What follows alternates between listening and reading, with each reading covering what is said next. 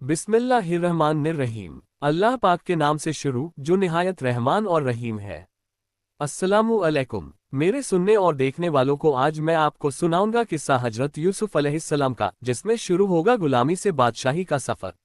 क्योंकि हजरत यूसुफ अलैहिस्सलाम हर आजमाइश पर साबित कदम रहे, अल्लाह पाक पर तवक्कुल रखा। काफिले के सौदागर क्यों आपसे माफिया मांगने लगे? आप अलैहिस्सलाम ऊंट से कैसे गायब हुए? मिस्र में आपकी कितनी कीमत लगी? और बंद कमरा, कोई देखने सुनने वाला न था, और खुद भी यूसुफ अलैहिस्सलाम जवान हुस्न के पाकर। तो चलिए चलते हैं किस्से की तरफ, उस किस्से को जिसे कुरान पाक में अहसनुल कसस यानी बेहतरीन किस्सा कहा गया है। तो चलिए चलते हैं किस्से की तरफ। बंदे का चैनल सब्सक्राइब कर दें, हौसला अफजाई होगी। शुक्रिया। रोस्तुस सफिया में है कि यूसुफ के भाइयों ने एक जासूस मुकर्रर किया था कि जब कोई उसको कुएं से निकाले तो हमको खबर करना। जासूस ने यूसुफ के निकालने की खबर भाइयों को पहुंचा दी। भाई आकर काफिले वालों से बात करने लगे कि चंद दिनों से हमारा गुलाम भाग गया था, हम उसकी तलाश में फिर रहे हैं। सौदागरों ने कहा, माज अल्लाह कि ये गुलाम हो, ये तो बुजुर्ग और शरीफ लगता है। भाई बोले, ये हमारा गुलाम है, खानदान पैगम्बरी में तरबियत पाए है, लेकिन चंद दिनों से बेवफाई इख्तियार करके भाग गया है। हजरत यूसुफ ये बातें सुन रहे थे, लेकिन डर के मारे दम न मारते थे। फिर भाई बोले, हम इस गुलाम को इस ऐप की वजह से फरोख्त कर रहे हैं, अगर तुम खरीदना चाहते हो तो ठीक, वरना हमारे हवाले कर दो। सौदागरों को यूसुफ अलैहिस्सलाम के चुप रहने से मालूम हुआ कि ये गुलाम ही है।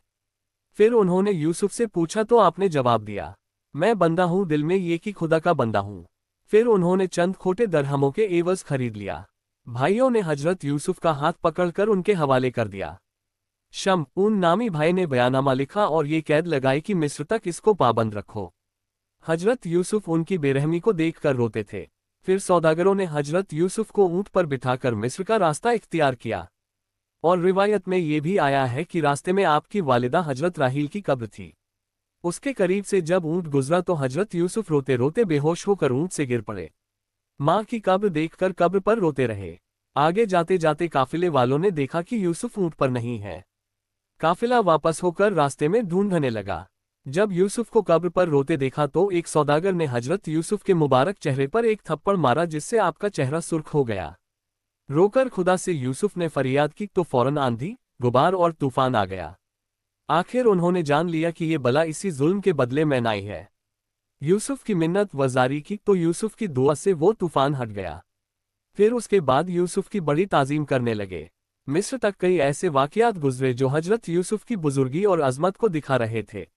जब काफिला मिस्र पहुंचा तो फरोख्त के वक्त हजरत यूसुफ ने फरमाया, जो कोई मुझे खरीदेगा खुश हो जाएगा।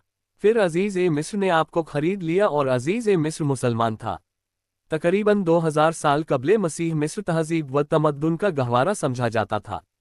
हजरत यूसुफ एक गुलाम की हैसियत से मिस्र में दाखिल हुए। जब काफिले वालों ने यूसुफ को मिस्र जाकर फरोख्त करने का ऐलान किया तो लोगों ने बढ़ चढ़कर कीमतें लगाईं। यहाँ तक कि यूसुफ के वजन के बराबर सोना और उसी मिकदार सूखे रेशम के कपड़े तक की कीमत लग गई। लेकिन ये दौलत अल्लाह ताला ने अजीज ए मिस्र के लिए मुकद्दर कर दी थी। उसने कीमत अदा करके हजरत यूसुफ को खरीद लिया।